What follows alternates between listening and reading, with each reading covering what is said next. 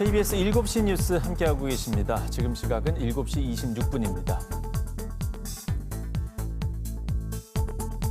올해 노벨 경제학상에는 여성과 남성의 노동시장 참여도와 임금 수준의 차이를 규명한 미국의 여성 노동 경제학자에게 돌아갔습니다. 여성 노동력의 중요성이 커지는 시점에서 우리나라뿐만 아니라 다른 나라도 비슷한 고민을 하고 있다는 걸 알 수가 있습니다.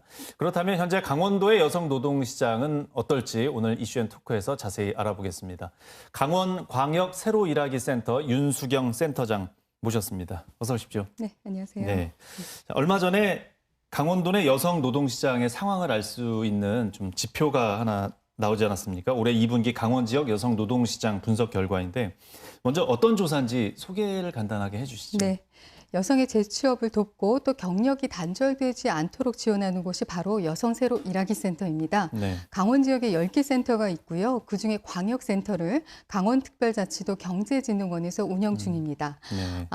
지역 상황에 맞는 지원을 하는 것이 무엇보다 중요한데요. 그래서 저희가 국가 통계인 지역별 고용조사 그리고 경제활동 인구조사를 토대로 해서 지역의 여성들의 노동시장 현황 그리고 경력 단절 현황을 분석 제공하게 되었습니다. 예. 이 분석된 내용들을 보면 강원도의 상황들을 자세히 알 수 있을 것 같은데 일단 2분기 결과입니다. 그러면 네. 1분기 1, 2, 3월보다는 되게 조금 나아지는 상황이 나왔습니까? 네, 센터 제공 자료는 2분기 기준인데요. 네. 전년의 같은 기간과 비교를 했습니다. 고용률이 상승하고 실업률이 하락하는 등 여성의 고용 지표가 전반적으로 개선된 것으로 나타났고요. 네. 지난 13일이죠. 통계청에서 월별 고용 동향인 9월 동향이 발표됐는데 고용률이 9월 기준으로 역대 최고치를 기록했습니다. 예. 이 부분에 있어서 여성이 고용지표 상승에 크게 기여했다는 내용이었고요. 그리고 같은 날이죠. 관계부처가 합동으로 제10차 1차례 TF 회의를 열었는데요. 이 회의 안에서도 여성의 고용 현황 그리고 대응 방향에 대한 논의가 이루어졌습니다. 예. 지금 저출산 고령화로 생산 가능 인구가 감소하는 상황에서 굉장히 여성의 경제활동 확대 부분이 주목받고 있고 또 중요한 과제라는 데 의견이 모아졌습니다. 예. 이번 조사를 보면 여성들은 경제 참여가 늘고 남성들이 오히려 좀 줄어들고 있다 이렇게 보면 되는데 이걸 단순히 이런 쪽으로만 받아들일 수는 없죠. 이 정보를 자세히 보면. 맞습니다. 예, 말씀처럼 여성의 참가 비중은 늘었지만 사실 여성과 남성의 격차를 봤을 때는 10%포인트 지속적으로 차이가 나고 있습니다. 예. 또한 경제활동 연령이 30대 여성에 비해서 50대 여성의 고령자가 4.7배나 높습니다. 관련해서 또 지난 4월에 한국은행 주간의 노동시장 세미나가 열렸는데요. 그때 고용 통계가 이렇게 양적으로 확대되었는데도 노동 생산성이 개선되는 속도가 좀 둔화됐다. 이 원인을 바로 고용을 증가하는 계층이라는 의견이 나왔습니다. 예. 여성과 고령층이 주도하다 보니 질적인 개선이 미비하였다라는 의견인데요. 결국에 남성에 비해서 여성의 경제활동 수치가 좀 증가했다라는 수치만 보고 상황이 나아졌다고 볼 수는 없을 것 같습니다. 예. 일자리의 질은 나아지지 않았다. 네, 이렇게 볼 수가 있는데. 네. 경력 단절 여성 문제도 좀 큰 사회 문제 아닙니까? 네. 이게 사실 경력 단절되는 이유는 분명히 뭐 변함이 없죠. 똑같이 네, 나오죠. 네, 예, 네. 어떻습니까? 최근 5년의 추이를 보면은 경력 단절 여성의 규모는 축소되고 있습니다. 전년 대비해서 전국은 5만 1,000명, 그리고 강원 지역은 2,000명이 감소가 되었는데요. 수치가 감소가 됐지만 사실 살펴봐야 될 부분이 경력 단절한 다음에 복귀했을 때 일자리의 변화인데요.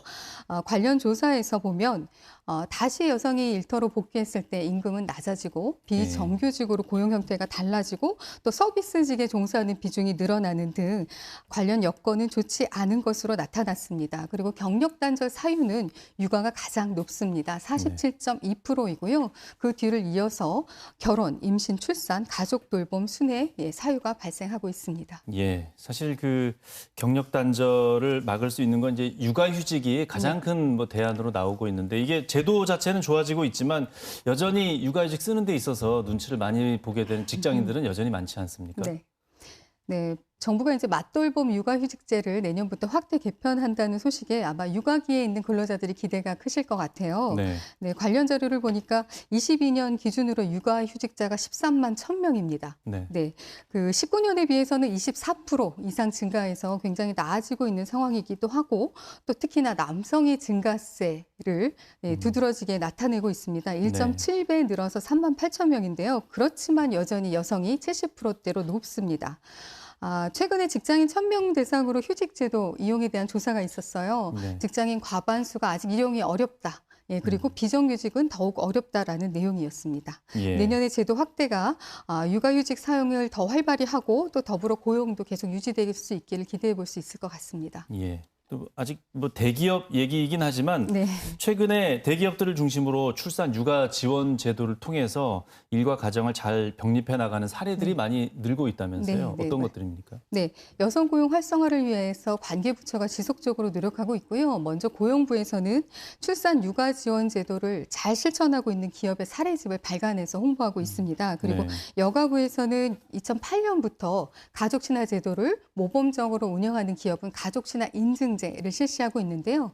강원 지역 인증기업 수가 154개입니다. 네. 전국 기준으로 해서 2.8%여서요. 이런 인증제도 확산을 위해서 광역세일센터가 컨설팅 등 사업을 운영하면서 함께 일하고 또 함께 돌보는 사회를 만들기 위해 노력 중입니다. 예, 이렇게 좋은 사례들이 좀 빨리 확산이 돼야 되겠습니다. 네.